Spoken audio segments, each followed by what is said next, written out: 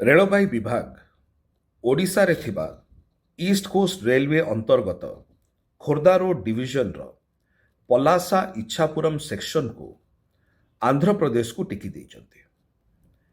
एटा ओडिशा पाखरे थिला पलासा इच्छापुरम। एटा को Visakhapatnam division south coast railway को हस्तांतर कर दिया हिची। यार चिठी नंबर होची 2024/E&R 113PT 2/4/2026 चिठी। एटा होची आपणकर रेलबाई विभाग। यार प्रतिवाद रे मु चिठी लिखिची मान्यवर केंद्र मंत्री रेलबाई श्री अश्विनी वैष्णव जी को, जो थे मु मोर दृढ़ स्ट्रॉन्ग अपोजिशन मु देइची ए प्रकार इनक्लूजन को पलासा इच्छापुरम को ओडिशा रु नहीं विशाखापट्टनम डिविजन रे शामिल करिवाटा एटा ओडिशा बासिंग प्रति कुठारघात एवं ता सहित जो ईस्ट कोस्ट रेलवे रही ओडिशार तार भविष्यताको आउरी धीरे धीरे अंधारिया को ठेलुची।